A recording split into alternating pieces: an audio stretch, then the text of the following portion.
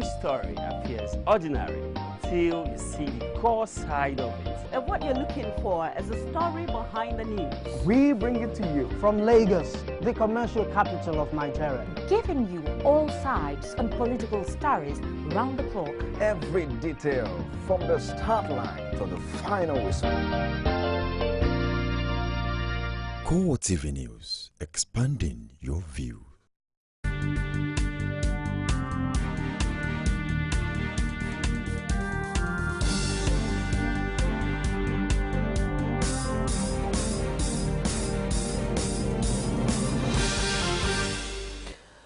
Hello there, beautiful evening here in Lagos. Thank you for joining us on CoreTV Primetime News. In our top story, President Muhammadu Buhari launches Remembrance Emblem, urges well-meaning Nigerians to help ex-servicemen.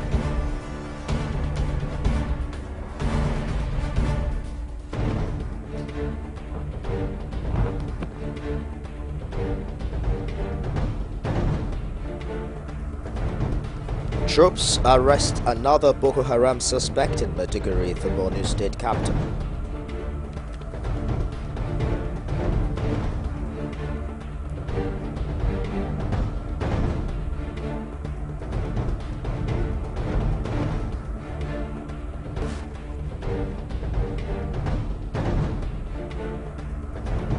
Electricity consumers protest in Lagos, call for the removal of next chairman.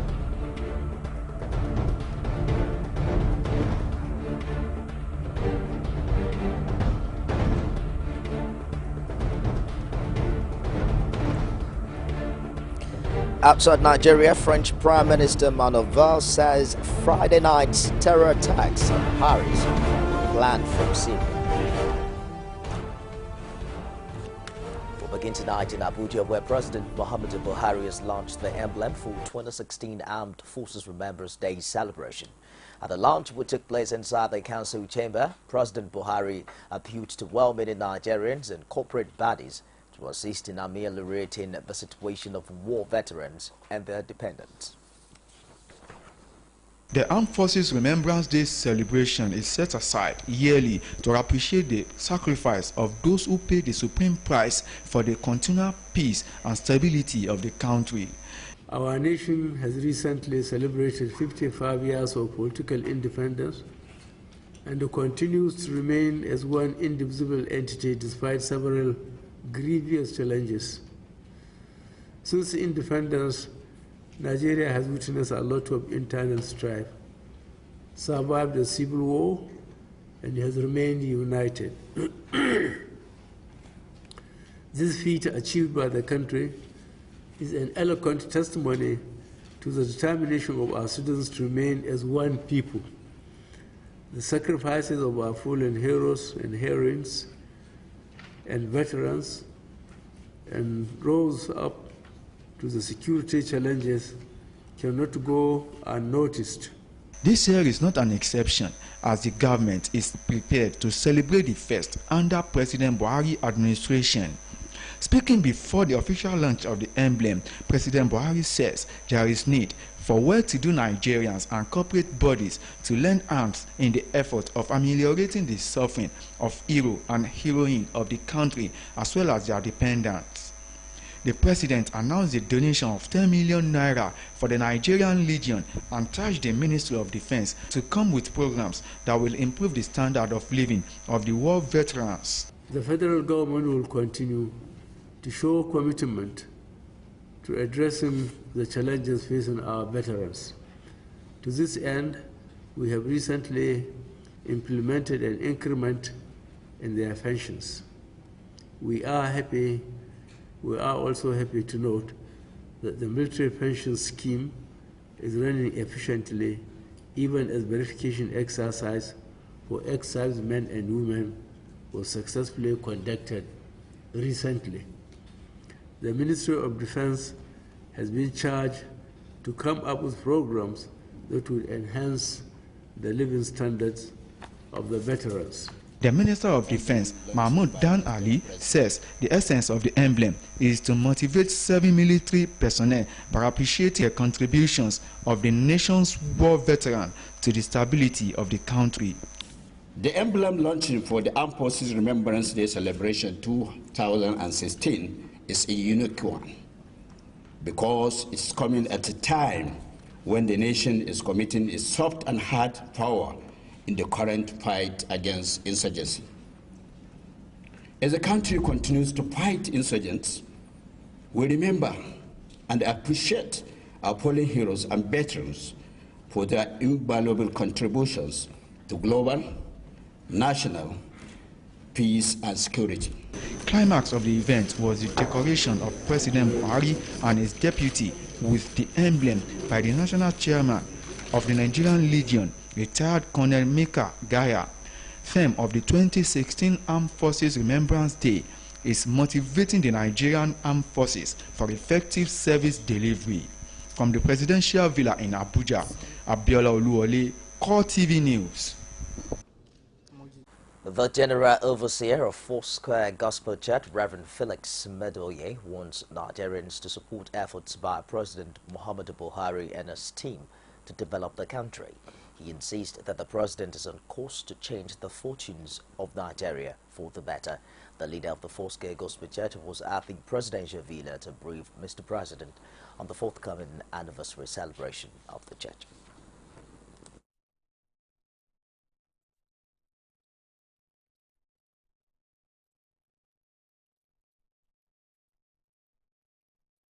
For only very few months, we can't count years yet. It takes time for things to change. I think so far the direction is still right. Security, corruption, creating more jobs. I think all hands are on deck. The council ministers have just been brought in, and they will start working, and we'll begin to look at what happens and follows. Yes. As the religious leaders, how would you react to the situation where some... Stakeholders in Nigeria's politics are demanding a review of electoral transition practices at both the federal and state levels. Speakers at the National Democratic Institute's Transition Stakeholders Dialogue say it's important to design a roadmap to address transition issues and challenges identified. Now, they say is necessary to guide the country in future electoral transitions. Correspondent Jamila Fegwa was at the event.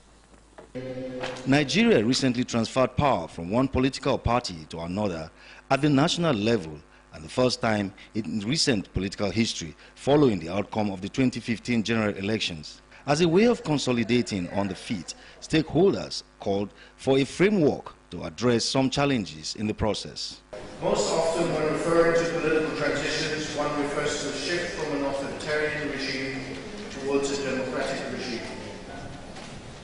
However, the great increase in the number of democracies in recent decades is well known and much celebrated. What is less well recognized is the dramatic evolution of the type of democracy throughout the period, where parliamentarianism once was the rule and presidentialism the exception. Various forms of presidentialism now dominate. Although INEC is not directly involved in the transition process, it organizes elections leading up to transition.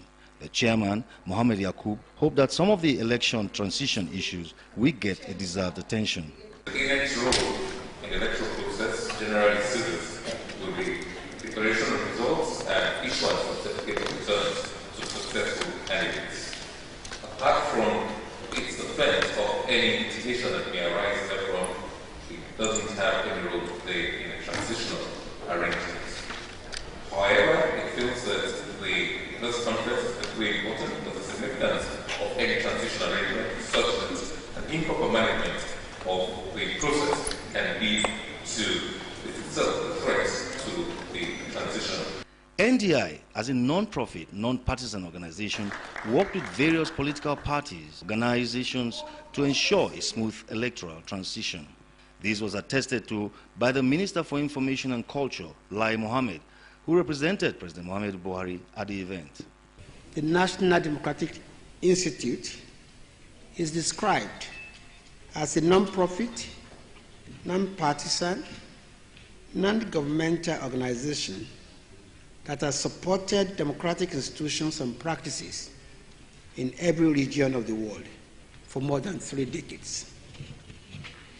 Let me testify here that indeed the NDI is living true to its expectation and reputation for the critical role it played in ensuring the success of the last elections in Nigeria in March and April 2015.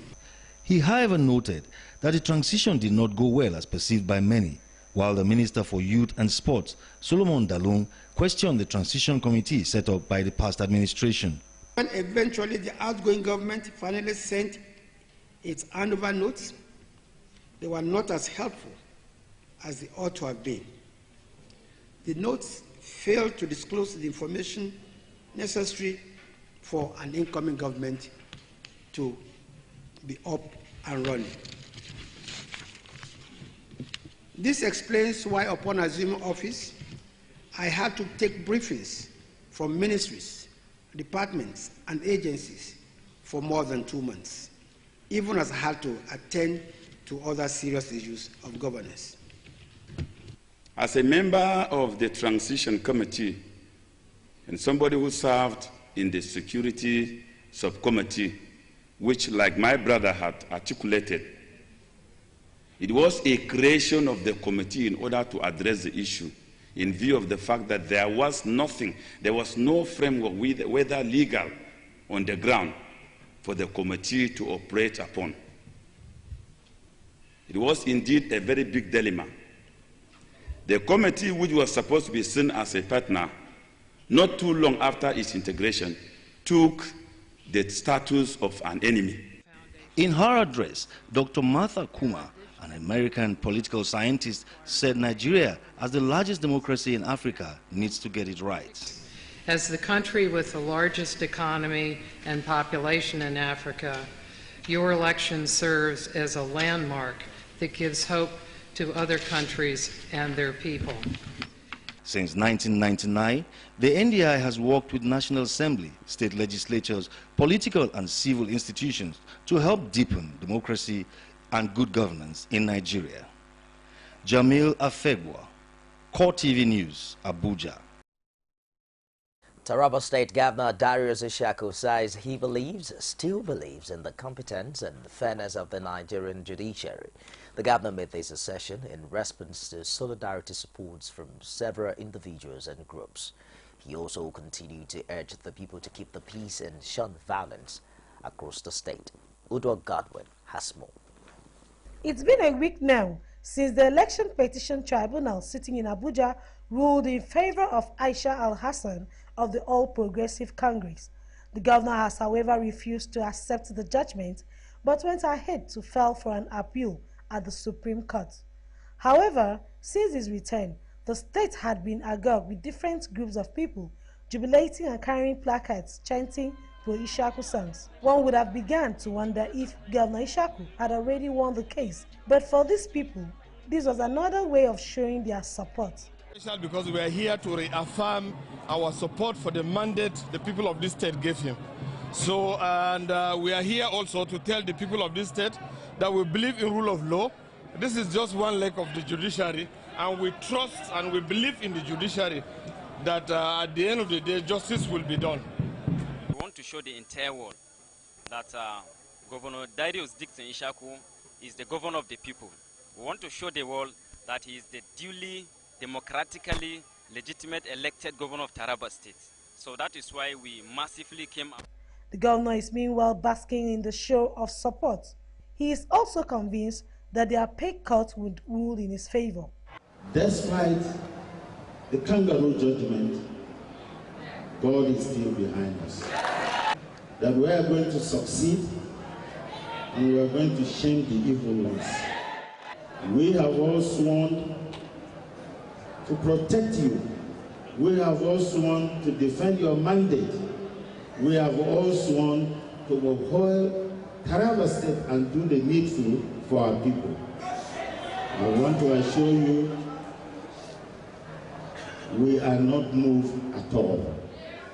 And to demonstrate his confidence, the governor constituted the State Executive Council and launched a blueprint for the development of the state. The commissioner designates, comprising 2 women, took their oath of office and allegiance administered by Chief Justice Josephine Tuktor, who was represented by Justice Philebus Adetu. The governor also launched the blueprint of his administration that encapsulates the mission and vision of the government. According to him, the document is a product of painstaking study of the Hanover Notes and other relevant documents, as well as an assessment of the current reality on the ground. Udra Godwin, CoreTV News, Jalingo. Abuja's indigenous people, under the banner of Original Inhabitants Development Association of Abuja, are demanding accelerated development of satellite towns and rural areas from new Minister for Federal Capital Territory. President of the association, Daladi Jaji, said the demand followed a meeting of the central and chieftain executives of the organization on the new appointments for the capital city. The original inhabitants want the minister to bring his wealth of experience garnered at the National Hajj Commission to the FCT. They noted in a statement that the development of the Abuja City Center, simultaneously with the satellite towns and rural areas, would discourage the influx of people and businesses into the city from the suburbs. A federal high court in Abuja has extended till Monday, November 23, the summons issued on the Attorney General of the Federation and Minister of Justice Abubakar Malami to appear in court to explain the siege on the Abuja home of the former National Security Advisor Sambo Dasuki. The extension of the date by Justice Adeniyi Ademola was at the instance of the new Solicitor General of the Federation, Taiwo Abidogun. Abidogun, who was in court for the first time on Dasuki's legal action, had informed Justice Ademola that the new Attorney General is yet to formally assume office. This move, which was not opposed by Dasuki's lawyers, led by Joseph Daudu, prompted the adjournment of the case till next Monday. The Nigerian army has once again arrested another suspected Boko Haram terrorist kingpin, John Tranquil, at Kasuwa Shano area of Maiduguri. Tukor Gusau, the media coordinator, Operation Lafia Dole, disclosed this in a statement in Maiduguri. He added that the troops of the 7th Division Garrison Nigerian Army in Operation Lafia Dole made a remarkable progress by arresting a Boko Haram terrorist kingpin, John Tranquil, at Kasuwa Shano in Maiduguri metropolis. We'll take a break now, and I'll be back with more stories. Do join us again.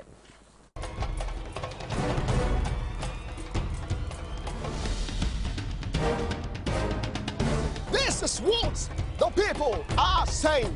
You don't run a big economy with generator. They need to do more in terms of energy and power. Many things to do for this Nigeria about lights, water, and new TT. For Nigerians that are not gullible, we know that good laws have done nothing good for this country. Buhari won the election convincingly.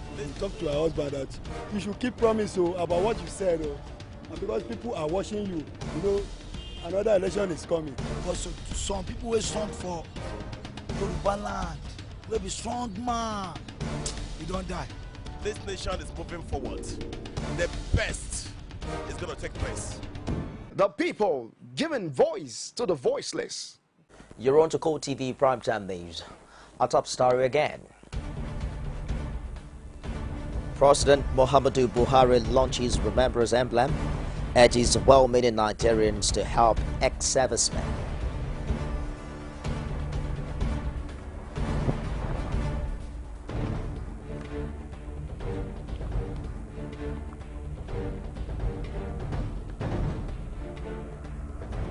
Troops arrest another Boko Haram suspect in Maiduguri, the Borno state capital.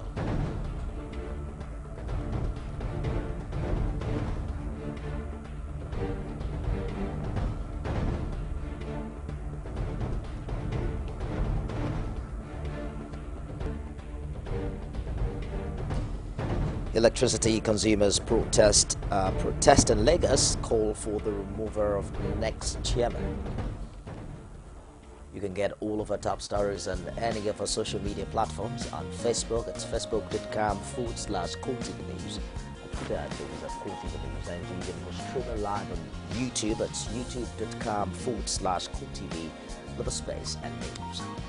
A civil society organization, Save Nigeria Group, has threatened a massive street protest if the chairman of Code of Conduct Tribunal, Danladi Umar, fails to resign his position within 6 days. National coordinator of the group, Benedict Isiago, gave the ultimatum on Monday at a press conference in Abuja. He alleged that Umar was involved in a 10 million naira bribery and therefore is not fit to preside over the affairs of the tribunal. Basil Okafor has more in this report presented from our studios. For some days now, the media have been awash with reports of a bribery allegation involving the CCT chairman. Save Nigeria Group says it has unearthed copious documents linking Dahiru Umar with bribery scandal. According to the group, the tribunal chairman on July 2012 demanded 10 million naira to quash a corruption charge against a deputy controller of customs, Rashid Taiwo. On arraignments, Mr. Rashid Taiwo pleaded not guilty. And during his trial, the chairman of the Code of Conduct Tribunal, Mr. Danladi Umar, met with Mr. Taiwo privately in his chambers. This meeting was held between two of them without a third party. After the meeting, Mr. Taiwo alleged that Mr. Umar, while opining that the case against him was not strong, demanded for a bribe of 10 million naira from Mr. Taiwo so that he would quash the case against him. And that Mr. Taiwo told him to think about the the offer, and the implication of being convicted. Both of them thereafter exchanged their telephone numbers. And some days after the unholy meeting, Mr. Umar started pestering Mr. Taiwo to pay the demanded bribe. And instead of giving him any amount in cash or dollar, as Mr. Umar was alleged to have demanded, Mr. Taiwo hid under the cashless policy and opted to pay the sum of 1.8 million naira to a Zenith Bank account belonging to Mr. Umar's personal assistant, Ali Gambo Abdullahi. The group claimed that after several pressures, Taiwo paid 1.8 million naira into an account provided by Umar's personal assistant, Ali Abdullahi. It added that the EFCC investigated the matter and found the PA culpable of the allegation, but he was prosecuted for giving false information against his boss. Save Nigeria Group is therefore calling on President Muhammadu Buhari to liaise with the National Assembly to remove Umar as CCT chairman in line with anti-corruption stance. We hereby demand that the current chairman of EFCC and the new Attorney General of the Federation should hence commence the prosecution of the heavily indicted Umar Danladi as previously recommended by their predecessors within the next 72 hours. Otherwise, we will have no other alternative than to mobilize the Nigerian masses for a torrential protest march that will compel the state Danladi Umar, EFCC, the Attorney General of the Federation, and the Buhari-led government to do the needful, since the integrity of our judicial process and our criminal justice system cannot be mortgaged on the whims and caprices of a few mischievous political interests. Effort by CoreTV News to interview the media officer of CCT, Jubil Ibrahim, on the allegation was not successful. Ibrahim argued that he was not in the position to speak on the matter. And now to Ogun State, where the police have arrested 8 secondary school students during an initiation into the Black Scorpion Goat cult group in the Kara area of Shagamu in Shagamu local government area of the state. The suspected cult members are alleged to be students of Remo Divisional High School, Kara, Shagamu. The suspects were arrested at about 12 midnight on Friday in a bush during an initiation rite of Ayola Ahmed, a 16-year-old student of the same school. The PPRO has also confirmed the transfer of the suspects on the orders of the State Police Commissioner to the Department of Criminal Investigation and Intelligence for further investigation and possible prosecution. Armed robbers have stormed the Marine Police post of the Lagos State Police Command in Ekpe area exchanging gunfire with the policemen in an attempt to steal the station's gunboat and other ammunitions. The robbers, numbering about 20, came in a speedboat to the marine beat at about 12:30 a.m. A police source confirmed that the robbers who escaped in the boat raided the station with bullets, while the gunboat they were attempting to steal sank in the water. The State Commissioner of Police Fatai Owosheni went to the station and assessed the damage. The police public relations officer Joe Offel, who confirmed the attack, added that the CP has directed that the area be electrified and the gunboat replaced. Now, this may not be the best of times for managers of electricity distribution companies in Nigeria. This is because in less than 1 week, protesters have continued to besiege the offices of the Ikeja Electricity Distribution Company. They protest against what they describe as substandard prepaid meters. Our correspondent Sarah Yeko is following this development. It is becoming a regular feature on the streets of Ikeja, a densely commercial and residential area of Lagos.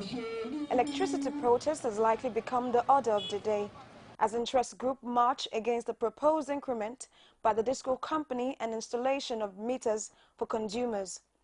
The group Youth Alliance for Better Nigeria say they want the chairman of Nigerian Electricity Regulatory Commission, NERC, Sam Amadi, to exit his office owing to the outrageous billing they claim to have received. I talked to the marketing manager. He said you have no right, I cannot do anything about our bills. Because I went there with about 8 bills that have been estimated, some 20,000 a month, some 15,000 a month, some 10,000 a month. Imagine somebody using one shop and that person is using a bill of 15,000 a month. How can somebody survive in this kind of economy? Meanwhile, the Ikeja Distribution Company states that the installation of the prepaid meters, built to start in September 2015, had commenced. However, these Nigerians protest on the basis that these meters are substandard. We are tired of this outrageous bill.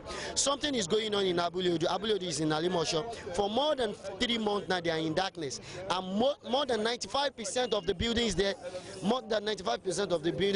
they gave them prepaid meter. But could you believe it that after the installation of the prepaid meter, less than 3 weeks, most of them, more than 85% of this prepaid meter, they are not working anymore. If an ordinary bell fly just across the sensor of this prepaid meter, it will show tampered. So that simply means that all these prepaid meter, they are substandard prepaid meter. Because if you compare the quality of all these prepaid meter with those ones that PACN distributed before they left, before the company was dissolved, you will discover that those people that are using that prepaid meter up to now, they hardly compare. But those who are getting the new prepaid meter, they are not getting the quality one. And we have our timetable, so any customer that wants to know when it will be their turn can go to the nearest business unit to them. They will tell them when it will be their turn, and the meter is free. Meter forms are free. We are not collecting money from anybody. Under this present, I don't think, I'm very sorry, I don't think we have such reports. The ones we just installed, well, I'm just hearing that for the first time, but whoever has that problem should not take laws into their hand. They should not touch, they should not bypass the meter. They should not carry out any repair on them. All they need to do is to report at our office, and we'll go there to verify and do what is needful. While the ding-dong goes between electricity providers and their consumers, so much hope and expectations are placed on the shoulder of the new Minister of Power, Works and Housing to redress the various complaints affecting the issue of electricity in Nigeria. Sarah Ayeku, CoreTV News, Lagos. Folk queues that disappeared shortly after President Buhari took over office have now resurfaced in the Federal Capital Territory. A drive through the city center shows that some stations operated by the NNPC don't even have the commodity in stock. Correspondent Bukola Afeni went round some of the filling stations. Her report is presented from our studio. A visit to fuel stations in the capital city reveals apprehension etched in the faces of motorists. Many claim they have slept at the stations just to buy fuel early Monday morning. Back on the streets, most of the residents spend long hours either going or coming back from work. Assurances by the NNPC are now being taken with a pinch of salt as concerns increase about the looming fuel scarcity during the Christmas season. Residents have blamed the scarcity on the inadequate stock. It's terrible, it's hectic. I have so many things to catch up with today, but I couldn't meet up because I'm queuing up, so trying to get fuel. Some, however, complain that despite the scarcity, the selective procedure at the filling station is frustrating. Military personnel and their paramilitary counterparts, who are supposed to keep the peace, are busy selling to their colleagues, while the citizens are left to stay in queues for hours. Some residents fear that the change promise might be a ruse. After all, despite assurances again from the NNPC that enough fuel is available to last till the end of December. Well, I've been here for the past 2 hours, looking for fuel. Now, the situation is very pathetic. As you can see, the line is very long, and the people are desperate looking for fuel. They are not even selling. This fuel filling station is not selling. The other side where they are selling, I think, is usually for their coupon customers. And what I heard, is that those big men, people that have the money or your extra 2,000, they will allow you to go through there. I mean, this is pathetic. This is pathetic. And the attitude of the attendant and the government, so-called uniform men, is too bad, because they ignore us on the line and they are opening one way for the government, the uniform men, to come in and buy fuel while we have been waiting for more than 6 hours, which is really not good for we, the poor masses, or whatever you called it. They should follow line. If they are not following line, they should allow everybody, a common man too, should go in the way they are going in with their cars. They are in the position to fight for this. We should not fight for them. So if the people to fight for us, if they are behaving this way, what are we going to do? Despite the hardship commuters are, however, going through, they are optimistic that the situation will get better soon. Crisis is gradually brewing between the Federal Polytechnic Ado-Ekiti and its immediate host community over what it says is encroachment on the land of the Polytechnic. Rector of the institution, Taiwo Akonde, while speaking to newsmen in Ado, says illegal structures are being erected on the road setback put in place by the federal government during the acquisition of the said land. The school, however, wants the corporates to desist, while appealing to the paramount ruler of Ado-Ekiti and the local government chairman to intervene before the matter gets out of hand.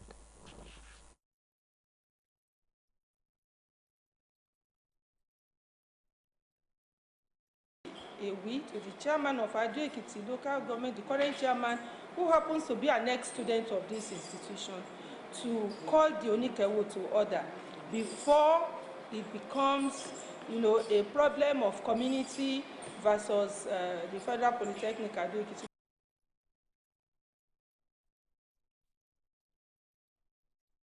The business is next on the news tonight.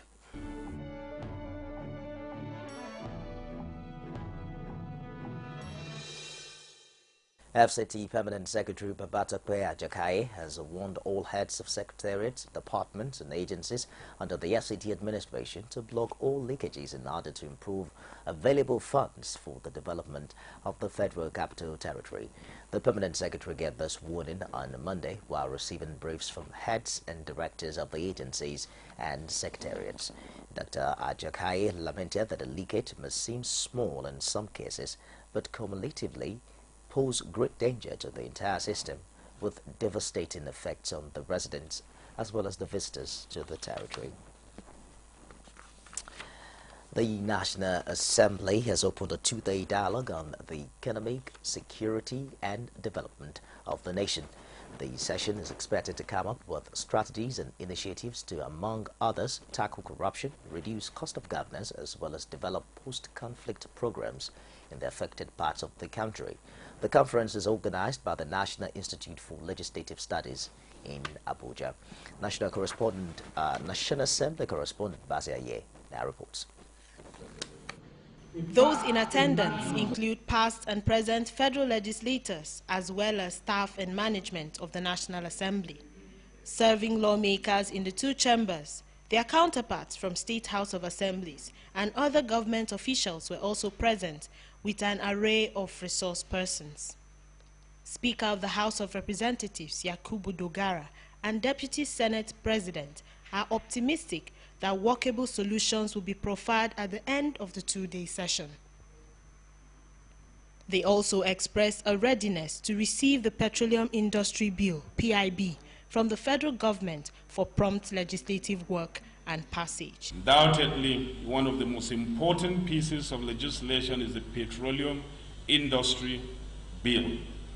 This is necessary because oil and gas still accounts for over 70% of our foreign exchange earnings in spite of the rapid fall in oil prices.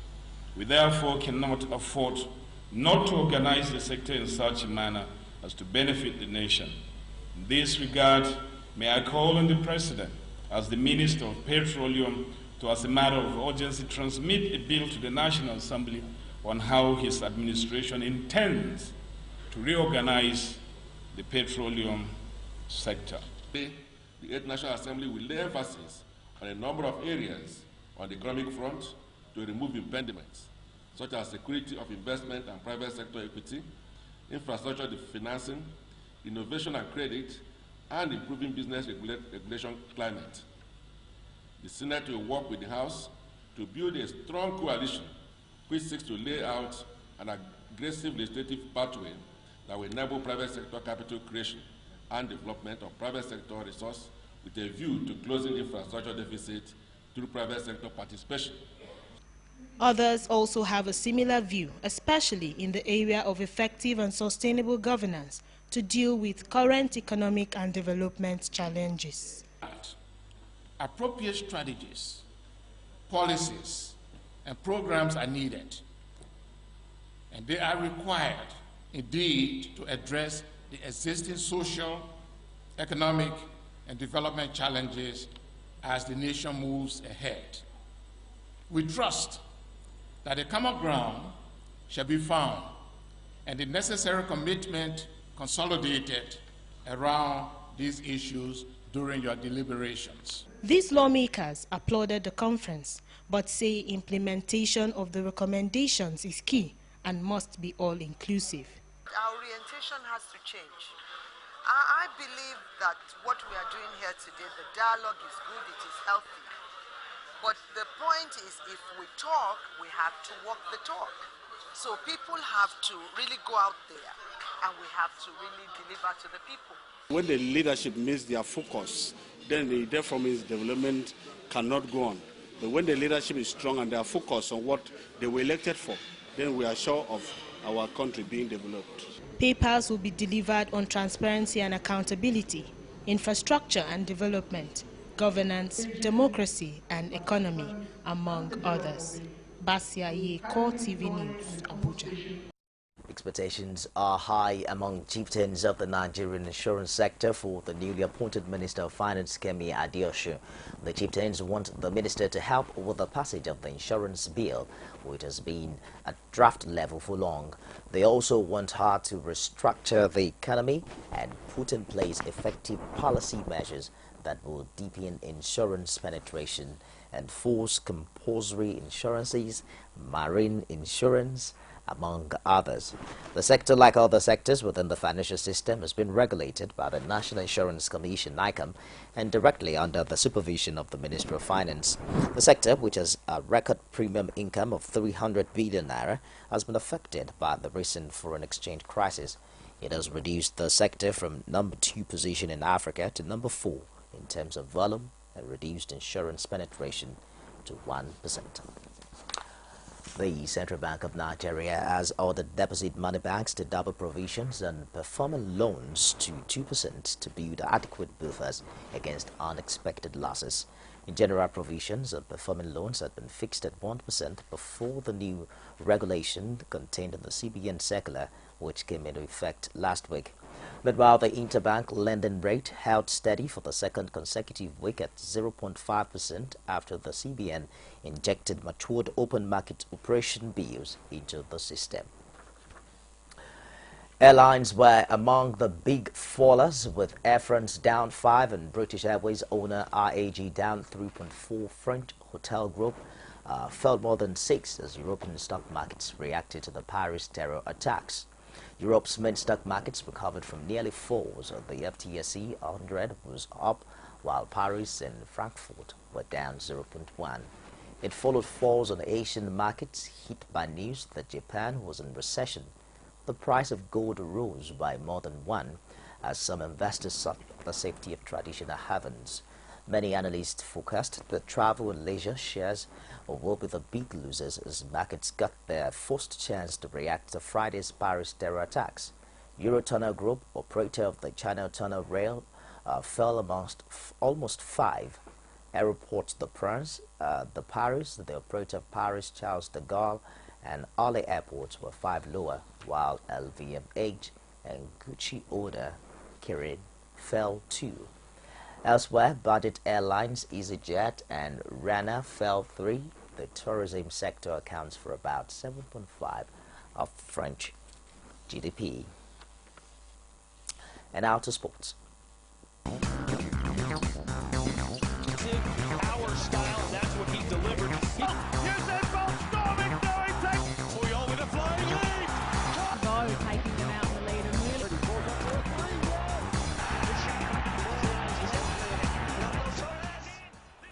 The Nigeria Football Federation has declared that Eric Air remains one of the best airlines in the world and that it will continue to patronize the airline for its efficiency and excellent safety record. Coming on the heels of Eric's statement that its plane conveying the Nigeria under-23 team to the Gambia for a training camp did not lose an engine, NFF President Amaju Pinnick regretted the misunderstanding that led to panic reports of lost engine and near-plane crash. Pinnick commended the aircraft and Eric's fleet and said the airline safety precautions are marvelous. Eric flew the Super Eagles to and fro Tanzania for a 2017 African Cup of Nations qualifier in September, flew the Eagles B delegation to and fro Burkina Faso for a 2016 African Nations Championship qualifier in October, and also flew the Super Eagles to and fro Swaziland for a 2018 FIFA World Cup qualifier last week. The Nigeria under-23 delegation has since arrived and settled down in the Gambia, where the team is undergoing a 10-day training program ahead of the second African Nations Championship qualifier in October. Well, Tottenham striker Harry Kane says there is no reason to press the panic button ahead of Tuesday's international game against France, and is confident that England can redeem themselves from a lackluster performance in the 2-0 friendly loss to Spain. Africans are being charged to make proper use of talent of artistry and music. The national leader of the All Progressives Congress, Bola Tinubu, charged all stakeholders in the entertainment industry to work hard and appreciate one another in diversity. Tinubu says he believes that Africa will create a pride of space across the world in the shortest possible period. Omotayo has more from the 2015 All Africa Music Awards night. It was all about rewarding hard work, recognizing talent and appreciating culture at the 2015 All African Music Awards. The well-attended event saw Africans in colorful attire to celebrate a unified symbol.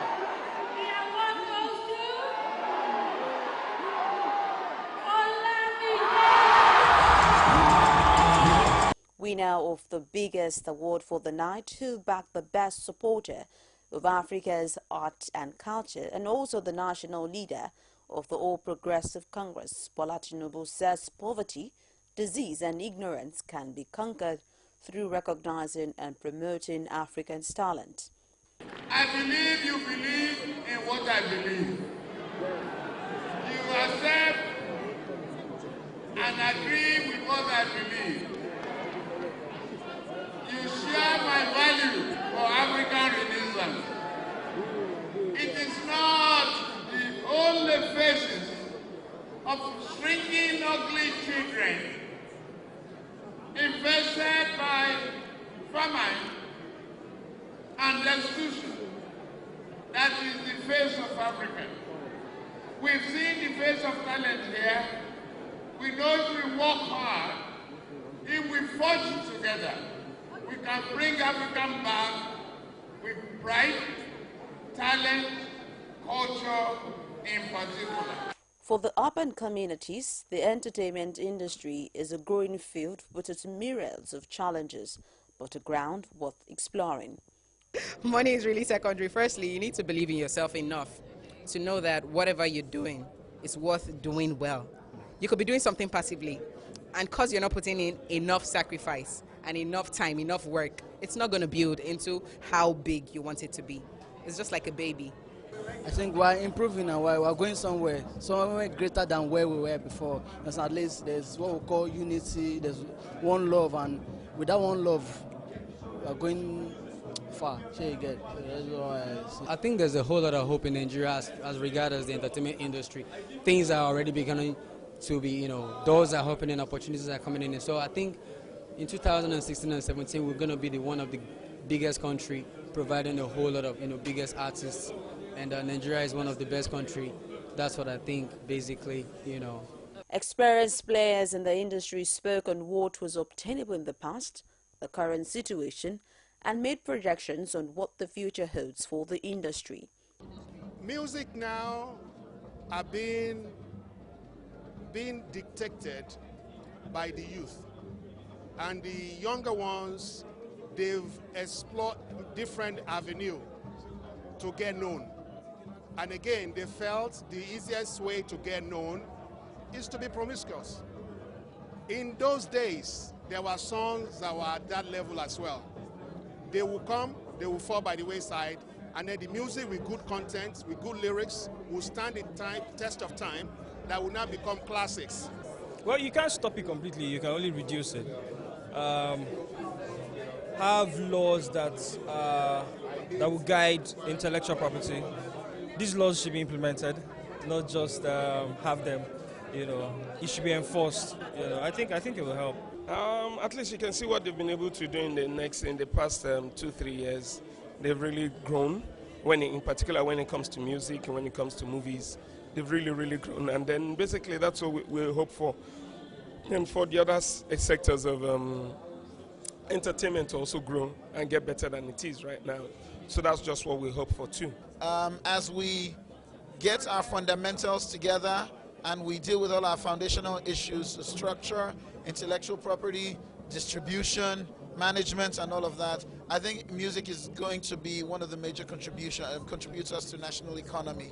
The award winners did not take for granted the honor bestowed on them while calling on the government to assist in fighting the hydra-headed evil in the industry called piracy. Not only for entertainment, music has been highlighted tonight as a major instrument for unifying a nation. It's capable of ending terrorism, so say many of the analysts who spoke tonight. And one major message is that music should be used as a growth and development instrument because Africa has got talent, they say. Omotayo Alo, CoreTV News, Lagos. To end CoreTV primetime news tonight, a recap of our top story. We told you that President Muhammadu Buhari has launched a remembrance emblem, urging well-meaning Nigerians to support ex-servicemen.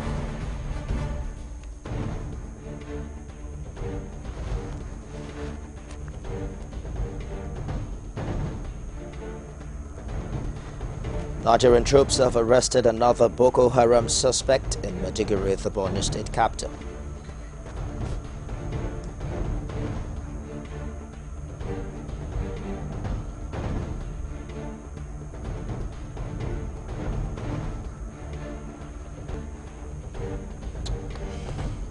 Electricity consumers protest in Lagos call for the removal of NEC chairman. And that's a wrap tonight. On behalf of everyone here, I am Nifemi Ogunsoye. Thank you for watching. Do have a pleasant night rest. Good night.